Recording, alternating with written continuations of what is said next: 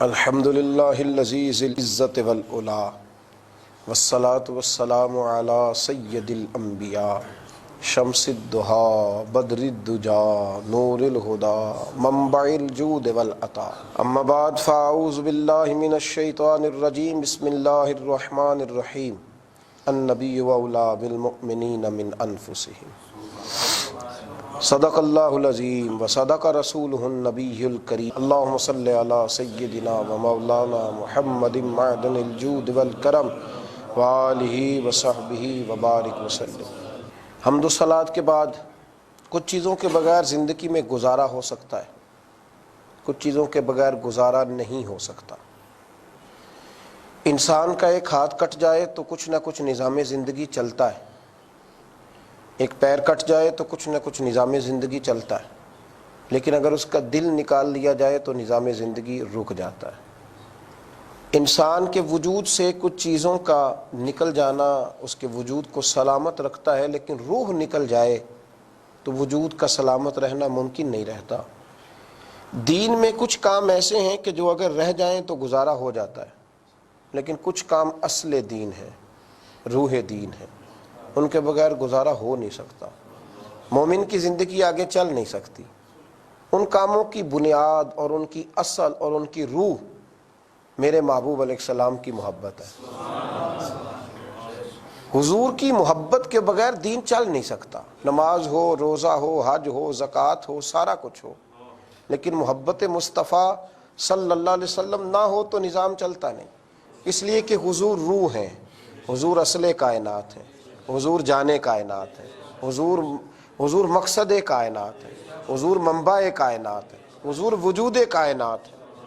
نبی کریم علیہ السلام کے بغیر ممکن نہیں۔ دین پر کچھ لوگ عمل کرتے ہیں، لیکن جب وہ خشکی کے ساتھ عمل کرتے ہیں تو پھر چل نہیں پاتے۔ حضور علیہ السلام سے محبت ہو جائے تو دین پڑھنا بھی آسان، دین پر چلنا بھی آسان۔ درود و سلام کے لیے تسبیح ہاتھ میں آتی ہے تو پھر ساری رات بیت جاتی ہے اور درود و سلام جاری رہتا ہے۔ شرط یہ ہے کہ حضور سے پیار ہو جائے۔ شرط یہ ہے، میں اکثر کہا کرتا ہوں کہ نہیں اٹھ سکتی بیٹی رات کو جلدی، اس کی عمر بے شک 18 سال ہے، نہیں اٹھ پاتی، اماں اور ابا کی آواز پر نہیں اٹھتی، لیکن اگر اس کا نکاح ہو جائے اور اللہ اسے چاند سا بیٹا دے تو پھر اس کی سائیڈ چینج کرنے پر بھی اٹھتی ہے، چونکہ اسے اس سے محبت ہو گئی ہے، چونکہ اسے اس سے پیار ہو گیا ہے۔ نہیں سوچتا یہ کہتا ہے ابا جی سے کہ آپ کا کام چلے نہ چلے پر میں 18 سال کا ہوں، میں نے کپڑے نئے پہننے، مجھے تو پیسے چاہیے، کام نہیں چلتا۔ لیکن جب اس کا اپنا بیٹا ہوتا ہے نا تو پھر اپنی بیوی کو کہتا ہے کہ میں پرانے پہن لوں گا، بچوں کے نئے لے آ۔ اب محبت ہو گئی ہے نا، محبت مزہ دیتی ہے۔ قرآن مجید نے کہا نبی اولا بالمؤمنین من انفسہم، مومنوں اگر زندگی شاندار گزارنا چاہتے ہو تو پھر سنو، یہ جو میں نے تمہیں نبی کریم علیہ السلام دیے ہیں یہ تمہاری جانوں سے بھی زیادہ تمہارے مالک، اور اولا بمعنی اقرب کا بھی کیا گیا کہ تمہاری جانوں سے بھی زیادہ تمہارے قریب ہے۔ ایک شاعر نے ایک جملہ کہا تھا، وہ بڑا شاندار تھا، اس نے کہا تھا اثاثہ قلب و جاں وہی ہے، وہ میرے اندر کی روشنی ہے، میرا تو سب کچھ میرا نبی ہے، میرا تو سب کچھ میرا نبی ہے، میرا تو سب کچھ میرا نبی ہے۔ نہ مجھ سے بار عمل اٹھے گا، نہ عضو ہی کوئی ساتھ دے گا، اگر کہے گا تو روز محشر خدا سے میرا نبی کہے گا۔ سیاہیاں داغ صاف کر دے، اسے میرے مولا معاف کر دے، یہ میرا عاشق ہے قادری ہے، کیونکہ میرا تو سب کچھ میرا نبی ہے۔ نبی کریم علیہ السلام نے فرمایا لا یؤمن احدکم حتی اکون احب الیہ من والدہ وولدہ والناس اجمعین۔ فرمایا تم اس وقت تک مومنوں زندگی کا سراغ ہی نہیں پا سکتے جب تک ماں باپ، اولاد اور ہر چیز سے بڑھ کر اپنے نبی سے محبت نہیں کرو۔ حضور کا پیار آپ کو زندہ کر دے گا، آپ کو کھڑا کر دے گا، آپ کو روشنی دے گا۔ نبی پاک کی محبت منزل ہے، حضور کے لیے رونا حسن ہے، نبی پاک کے مدینے جانے کی تڑپ ایمان ہے، محبوب کی غلامی یہ زندگی کا وہ معیار ہے جو انسان کو گرنے نہیں دیتا۔ رسول اللہ صلی اللہ تعالیٰ علیہ وسلم کا پیار اور سارا کچھ حضور کو جاننا، یہ مومن کی حضرت ابو خزیمہ رضی اللہ تعالیٰ عنہ نے ایک مسئلہ حل کر دیا، ابو داؤد شریف میں موجود ہے۔ نبی پاک صلی اللہ علیہ وسلم نے یہودی سے گھوڑا خریدا، حضور نے جب اس کے ساتھ سودا طے کیا تو اللہ کے حبیب تھے یا وہ یہودی تھا؟ نبی کریم علیہ السلام نے فرمایا تو رک، میں گھر سے پیسے لے کر کے آتا ہوں۔ حضور پیسے لینے کے لیے گئے، واپس لوٹے تو یہودیوں نے کہا تو نے سستا بیچ دیا ہے۔ مکر جا کے میں نے بیچا ہی نہیں۔ حضور علیہ السلام تشریف لائے، جب کہا گھوڑا دو تو اس نے کہا میں نے بیچا ہی نہیں۔ بات میں جب تھوڑی وسعت ہوئی، لوگ جمع ہو گئے، یہودی بھی، مسلم بھی، عیسائی بھی، جو گفتگو ہوتی ہے چوک میں تو لوگ جمع ہو جاتے ہیں، لوگ آ گئے۔ حضرت ابو خزیمہ رضی اللہ تعالیٰ عنہ بھی پہنچ گئے۔ وہ یہودی کہنے لگا جی آپ ایک بندہ بطور گواہ پیش کر دیں، مکر گیا ہے نا، اب ایک بطور گواہ پیش کر دیں تو گھوڑا آپ کو دے دیتا ہوں۔ اب وہاں تھا ہی کوئی نہیں، گواہی کون دے؟ جب حضور نے کہا نا کوئی ایک گواہ، اس نے کہا کوئی ایک پیش کریں۔ حضرت ابو خزیمہ پیچھے کھڑے تھے، دونوں ہاتھ کھڑے کر کے عرض کرنے لگے حضور میں دیتا ہوں گواہی، ہاں میں دیتا ہوں گواہی کہ آپ نے گھوڑا خریدا ہے، اس نے بیچا ہے۔ حضور نے فرمایا آگے آ جاؤ، گواہی ہو گئی، یہودی نے گھوڑا دے دیا۔ نبی کریم علیہ السلام نے حضرت بلال سے کہا لے جاؤ۔ حضور نے ان کا دست مبارک پکڑا، کونے میں لے گئے، فرمایا تو نے تو دیکھا نہیں تو گواہی کیسے دے دی؟ تو حضرت ابو خزیمہ عرض کرنے لگے یا رسول اللہ میں نے تو رب بھی نہیں دیکھا۔ کب دیکھا تھا؟ آپ کے کہنے پر گواہی دے دی، زمانہ بیت گیا، سجدے کرتے، عبادتیں کرتے، کہنے دینا مجھے کہ میرا تو سب کچھ میرا نبی۔ آپ کے کہنے پر یا رسول اللہ صلی اللہ علیہ وسلم آسمانوں کی گواہیاں دے دیں، چیز ہی کوئی نہیں، تیرے کہنے پر زندگی دین کے نام کر دی، تیری بتائے ہوئی بات حرز جاں بنا لیا، تیرے لیے جیے، تیرے لیے روئے، تیرے لیے تڑپے، راتیں صبح شامیں تیرے نام کر دی، محبوب تیرے لیے۔ حضرت مجدد الفسانی فرمانے لگے میں اس رب کو رب مانتا ہوں جو محمد عربی کا رب ہے، جو رسول اللہ صلی اللہ علیہ وسلم کا رب ہے۔ نبی پاک کی جو محبت ہے نا وہ کیفیت ہے، وہ سرور ہے، وہ جینے کا سلیقہ ہے۔ حضور علیہ السلام کے غلام جناب صدیق اکبر کہنے لگے یا رسول اللہ دنیا دیکھی، زمانہ دیکھا، 3 خواہشات ہیں ابو بکر کے سینے میں، دولت نہیں، گھر نہیں، بچوں کا مستقبل نہیں۔ حضور نے فرمایا کون سی؟ عرض کی محبوبہ دل کرتا ہے رب مال دیتا رہے میں تیرے قدموں پہ قربان کرتا رہا۔ حضور دل کرتا ہے میری بیٹی، اللہ کرے آپ سمجھیں، مومن اس بات کو سمجھے، حضور میرا دل کرتا ہے میری بیٹی آپ کے گھر میں نوکری کرے، اور یا رسول اللہ کچھ بھی نہ ہو بس آپ بیٹھے رہیں اور میں دیدار کرتا رہا۔ مومن کی زندگی کا جب یہ معیار بنتا ہے، جب یہاں آ کر کے مومن کھڑا ہوتا ہے۔ یارو عجیب بات میں نے پڑھی، میرے نبی کریم علیہ السلام کے غلام مولا کائنات شیر خدا علی المرتضیٰ، حضور نے فرمایا انت اخی فی الدنیا والآخرہ، علی تو دنیا میں بھی میرا بھائی، آخرت میں بھی میرا بھائی۔ حضرت مولا علی نے دیکھا نبی کریم علیہ السلام کے چہرے پر کمزوری کے آثار ہیں۔ حضرت بلال سے کہنے لگے کیا معمہ ہے، کیا ماجرا ہے؟ جناب بلال کہنے لگے کئی دنوں سے کھایا کچھ نہیں نبی کریم۔ حضرت مولا علی شیر خدا ایک باغ میں پہنچ، باغ کے مالک سے کہا مزدوری مل جائے گی بچوں کے لیے، بینک بیلنس کے لیے؟ اس نے کہا علی ملے گی، پانی بڑا گہرا ہو گیا ہے، گرمی کے سبب سے نیچے چلا گیا، اگر 1 ڈول پانی کا نکالو گے تو کھجور دوں گا۔ حضرت شیر خدا نے ظہر سے عصر تک مزدوری کی، ہاتھوں پہ چھالے پڑ گئے، چند کھجوریں لا کے نا مزدوری میں تو یوں رکھ کے نا تو پیش کی، حضور میں یہ کھجوریں لایا۔ نبی کریم نے غور سے دیکھا کہ علی کس کام نے تجھے مجبور کیا یہ کرنے پر؟ کس کام میں؟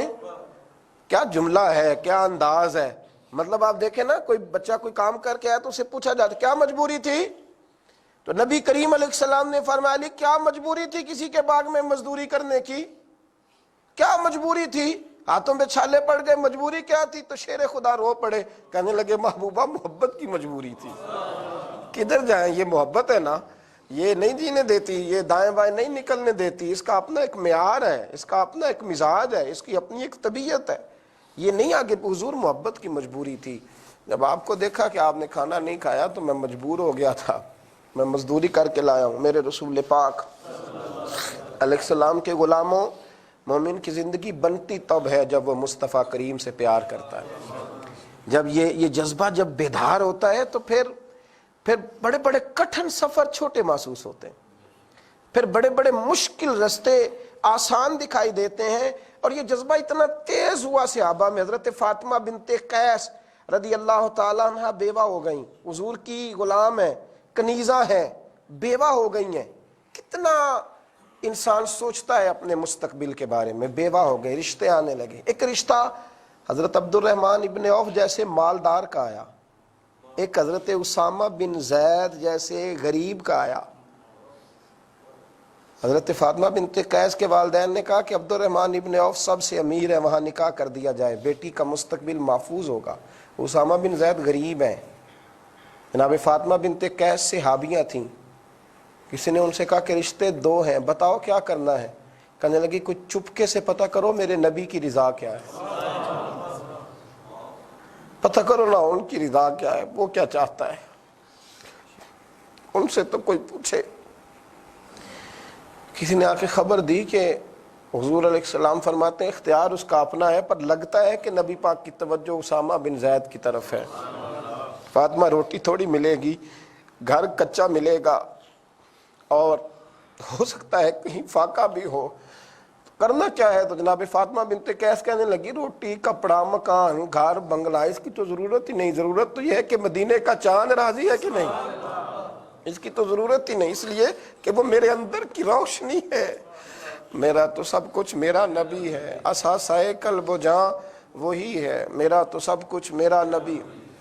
بس اعلیٰ حضرت فاضل بریلوی رحمۃ اللہ علیہ کا کیا جملہ ہے، کہنے لگے جان ہے عشق مصطفیٰ، روز فضو کرے خدا، اور یارو جس کو ہو درد کا مزہ، وہ نازے دوا اٹھائے کیوں، پھر کے گلی گلی تباہ، ٹھوکرے سب کی کھائے کیوں، اور دل کو جو عقل دے خدا، تیری گلی سے جائے کیوں۔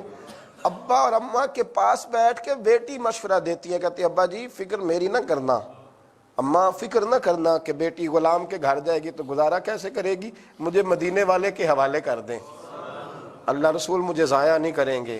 یارو رسول اللہ کی، لیکن نا یہ وہی اسامہ بن زید تھے، چونکہ حضور کے پیارے تھے، چونکہ پیارے تھے۔ کچھ فیصلے سیاسی ہوتے ہیں، کچھ اخلاقی ہوتے ہیں، اور کچھ فیصلے عشق کے ہوتے ہیں، کچھ فیصلے محبت کے ہوتے ہیں۔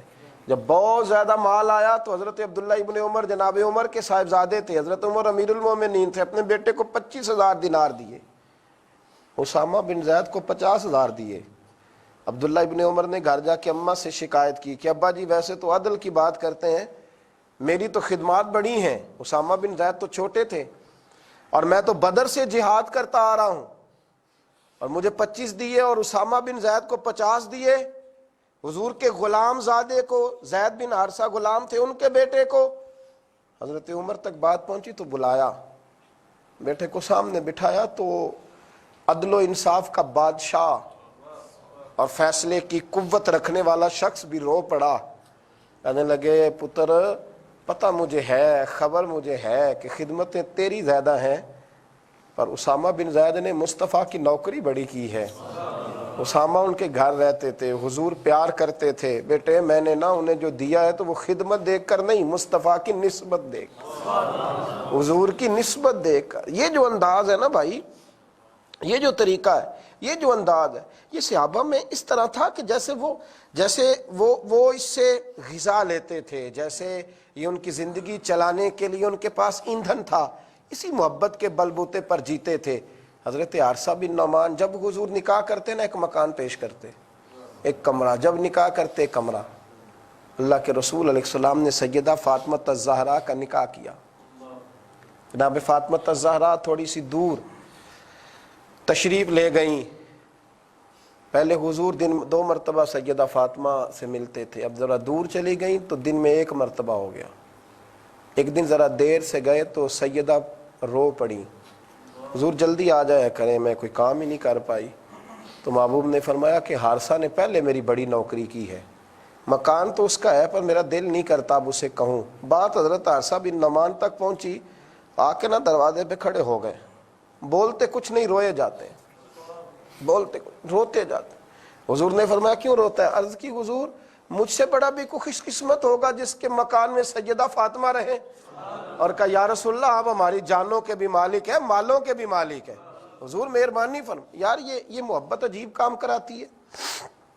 عجیب کام، حضرت طلحہ بن برا ایک نوجوان تھے، 14-15 سال عمر مبارک تھی، اکثر حضور کے پاس آتے۔ آپ کو ایک بات بتاؤں، اگر حج کرنے کا جوانی میں مزہ ہے نا، روٹی کھانے کا جوانی میں مزہ ہے، اگر اچھے کپڑے پہننے کا جوانی میں مزہ ہے، تو رسول اللہ کی غلامی کا بھی جوانی میں مزہ ہے، حضور کے لیے رونے کا بھی جوانی میں مزہ ہے، مدینے کے پھیروں کا بھی جوانی میں مزہ ہے۔ اسی عمر میں اگر حضور سے پیار ہو جائے تو پھر لذت دوبالا ہو جاتی ہے۔ میرے نبی کریم علیہ السلام سے پیار کرتے حضرت طلحہ بن برا۔ ایک دن حضور نے فرمایا مجھ سے کتنی محبت کرتے ہو؟ عرض کی حضور مجھے بتانے کی ضرورت نہیں۔ فرمایا جاؤ پھر اپنے باپ کی گردن اتار کے لاؤ۔ دوڑے، حضرت مولا علی کے گلے میں تلوار لٹک رہی تھی، تلوار پکڑ کے دوڑے تو حضور نے فرمایا انہیں بلاؤ ورنہ گردن اتار لائیں گے۔ کیا شخص تھا، کیا انداز تھا، چھوٹی عمر میں بیمار ہو گئے۔ حضور دن میں 2 مرتبہ تیمارداری کرنے جاتے، تو پیار سچا کر، بڑا کچھ نوازتے، دن میں 2 مرتبہ جاتے۔ ایک دن حضور گئے تو ان کے والد کے کان میں کہا کچھ، تو والد رونے لگے۔ حضور علیہ السلام واپس تشریف لائے تو حضرت طلحہ بن برا کہنے لگے ابا جی حضور کیا فرما گئے؟ کہا بیٹا میں نہیں بتاؤں گا۔ کہ نہیں آپ کو بڑا ضروری ہے بتانا۔ قسم دی تو واسطہ دیا تو بتایا۔ کہ حضور نے فرمایا شاید رات کو انتقال کر جائے، مجھے خبر دینا، میں خود جنازہ پڑھاؤں گا۔ تو حضرت طلحہ رو پڑے، کہنے لگے ابا جی آپ نے نبی کریم کو نہیں بتانا، حالانکہ حضور سارا کچھ جان۔ بیٹے کیوں؟ دیکھو محبت کیسے کیسے رنگ بیان کرتی۔ حضرت طلحہ بن برا کہنے لگے اس لیے کہ رات اندھیری ہے، ٹھنڈ کا موسم ہے، جن گلیوں سے حضور کو گزر کے آنا وہاں یہودی زیادہ رہتے ہیں، ایسا نہ ہو حضور میرے جنازے کے لیے آئیں اور کوئی میرے نبی پاک کو تکلیف دے دے، مجھے نا بس دفن کر دینا۔ رات کو دفن کیا، صبح حضور آئے، فرمایا بتایا کیوں نہیں؟ عرض کی حضور وہ وصیت کر گئے تھے۔ حضور نے عاشق کو جزا دی، اللہ کے محبوب نے فرمایا چلو پھر میں اس کی قبر پہ چلتا ہوں۔ خود نبی کریم قبر پہ، قبر میری تے میرے اپیرا جے کر پاویں پھیرا، قبر دے وچوں ہڈیاں اٹھ کے مجرا کر سن تیرا۔ حضور قبر پہ کھڑے ہوئے تو دعا بھی نرالی مانگی، عرض کی اللہ جب میرا طلحہ تیری بارگاہ میں آئے نا تو اس سے اس طرح ملاقات کرنا کہ تو اس سے مل کے مسکرائے جو تیری شان کے لائق ہے، اور یہ تجھ سے مل کے مسکرائے، اس سے ذرا مسکرا کے ملنا، جان ہے عشق مصطفیٰ۔ روز وضو کرے خدا جس کو ہو درد کا مزہ، وہ نازے دوا اٹھائے کیوں پھر کے گلی گلی تباہ، ٹھوکریں سب کی کھائے کیوں دل کو جو عقل دے خدا، تیری گلی سے جائے کی اب تو نہ روک اے غنی، عادت سگ بگڑ گئی اب تو نہ روک اے غنی، اب عادت سگ بگڑ گئی، پہلے ہی دن میرے کریم لقمہ تر کھلائے کیوں، اللہ حضور کی غلامی میں زندہ رکھے اور غلامی میں موت عطا کرے۔ آخر دعوانا۔ چند باتیں ایسی تھیں کہ میرا دل کرتا تھا ان کو دہرایا جائے اور خاص کر کے ان باتوں پر توجہ کی جائے۔ یہاں نا اللہ تبارک و تعالیٰ نے ان باتوں میں سے ایک بات کا ذکر فرمایا ہے۔ یہاں 207 نمبر جو آیت ہے نا اسی پارے کی، اس میں اللہ کریم نے فرمایا کچھ لوگ ایسے ہیں جو اپنی جانیں ہی اللہ کے حوالے کر دیتے ہیں، زندگی کا مقصد دین ہوتا ہے، لٹا دیتے ہیں۔ یہ نازل کب ہوئی؟ یہ آیت مبارکہ حضرت صہیب رومی کے بارے میں نازل ہوئی۔ حضرت صہیب رومی رضی اللہ تعالیٰ عنہ بڑے مالدار تھے، مکے سے جب چلے نا تو سارا مال مکے میں چھوڑ دیا، اس لیے کہ اللہ کے رسول مدینے چلے گئے۔ فرماتے ہیں پھر میں نے مال و دولت کی پرواہ نہیں کی، پھر میں نے یہ سوچا کہ میں نے اپنے حبیب کے پاس جانا ہے، سارا مال ایک جگہ پہ دبایا، اور فرماتے ہیں میں مدینہ طیبہ کے لیے جب نکلا تو کفار نے، قریش مکہ نے روکا، ہم نہیں جانے دیں گے۔ تو حضرت صہیب رومی فرمانے لگے بھئی سنو میں کمزور نہیں، میں طاقتور آدمی ہوں، اور تم میں سے کوئی ایسا مائی کا لال نہیں جو تیر چلانے میں مجھ سے زیادہ سیانا ہو، تلوار چلانے میں مجھ سے زیادہ عقل مند ہو، جانا مدینے میں نے ہے۔ اب یہ ہے کہ تم بتاؤ میرے ساتھ تیروں تلواروں سے لڑو گے یا میں تمہیں ایک سودا بتاؤں وہ سودا کرو گے؟ قریش کہنے لگے سودا کیا ہے؟ کہنے لگے میرا بڑا مال ہے، میں مکے میں دفن کر کے آیا ہوں، تم مجھے مدینے جانے دو، میں تمہیں سارے مال کا پتہ بتا دیتا ہوں۔ ہزاروں لاکھوں میں تھا مال تجارت، دیکھیں جب صحابہ مدینے جاتے تھے تو کتنی قیمت دے کے جایا کرتے تھے. تم مجھے جانے دو، میں تمہیں وہاں کا پتہ بتاتا ہوں. انہوں نے کہا جی بات ٹھیک ہے، آپ پتہ بتا دیں. حضرت صہیب نے ساری زندگی کی جمع پونجی ہزاروں لاکھوں میں ساری دے دی اور مدینے کے لیے تیار ہو گئے.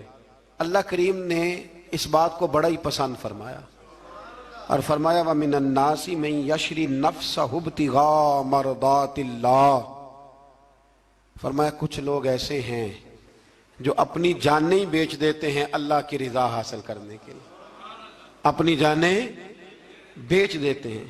نَفْسَهُ ابْتِغَاءَ مَرْضَاتِ اللَّهِ، اللہ کی رضا حاصل کرنے کے لیے اپنی جانوں کو بیچ دیتے ہیں. تو فرمایا پھر اللہ کیا کرتا ہے؟ فرمایا واللہ رؤوف بالعباد، پھر اللہ بھی اپنے بندوں پر بڑا ہی رحم فرمانے والا ہے. جب یہ سارا مال دے کے مدینے پہنچے نا تو ان کے استقبال کے لیے جناب عمر پہلے سے موجود تھے. حضرت عمر ریسیو کر کے نبی کریم کی بارگاہ میں لے گئے تو فرماتے ہیں حضور نے مجھے دیکھتے ہی فرمایا صہیب زندگی میں تم نے بڑی تجارتیں کی ہوں گی، پر یہ جو تم نے سودا کیا ہے نا یہ بڑا ہی نفع والا کیا ہے. یہ جو سودا فرمایا یہ تو نے بڑا. تو دین کے لیے جب آپ کوئی کام کرتے ہیں تو یہ سودا بڑا نفع والا. ایک مضمون اور یہاں ہے 216 نمبر آیت میں، وہ بھی بڑا ہی سمجھنے والا ہے. اللہ کریم نے جب جہاد فرض کیا نا تو فرمایا کتب علیکم القتال، ہم نے تم پر قتل کرنا، قتال کرنا فرض کیا ہے. فرمایا ہو سکتا ہے تمہیں یہ کراہت محسوس ہو، مشکل لگے، برا لگے. ایک بات جو آج کی نصیحت ہے اور مضامین قرآن جو ہم سیکھ رہے ہیں اس کے اندر سے ہمیں یہ خاص چیز ہے جس کو سمجھنا چاہیے. اللہ کریم نے فرمایا کہ تم پر جہاد فرض کیا گیا ہے، وَهُوَ كُرْهٌ لَكُمْ، ہو سکتا ہے تمہیں ناپسند ہو. تو ایک نا ساری زندگی کے لیے ایک نصیحت کر دی. فرمایا وَعَسَىٰ أَن تَكْرَهُوا شَيْئًا، ہو سکتا ہے تم کسی چیز کو ناپسند کرو، وَهُوَ خَيْرٌ لَكُمْ، اور وہ تمہارے لیے اچھی ہو. اللہ اکبر. یہ وہ بات ہے اگر سمجھ میں آ گئی تو کلیجہ ٹھنڈا ہو گیا، زندگی سکون میں آ گئی. فرمایا ہو سکتا ہے تم کسی چیز کو ناپسند کرو اور وہ تمہارے لیے بہتر ہو. وَعَسَىٰ أَن تُحِبُّ شَيْئًا، ہو سکتا ہے تم کسی چیز سے محبت کرو، وَهُوَ شَرٌ لَكُمْ، اور وہ تمہارے لیے بری ہو، اچھی. بس میرے رب نے ایک بات مسلمان کو بتا دی جو جینے کے لیے بڑی کافی ہے. فرمایا تم میرے اور میرے رسول کے حکم پر چلو. کیوں؟ اس لیے کہ واللہ یعلم وانتم لا تعلمون، اللہ جانتا ہے تم نہیں جانتے. اللہ کے طریقوں کے مطابق، رسول اللہ کے بتائے ہوئے طریقوں کے مطابق چلو. اللہ جانتا ہے، ہم جانتے نہیں. تو قرآن مجید کی اس نصیحت پر ضرور غور کریں. ایک شخص نے ایک دفعہ اپنی بیوی کی بڑی شکایتیں کی نبی کریم کی بارگاہ میں. تو رسول کریم علیہ السلام نے فرمایا ہو سکتا ہے اللہ تمہیں اس میں سے ایسی اولاد عطا کر دے جو تیرے لیے باعث خیر ہو.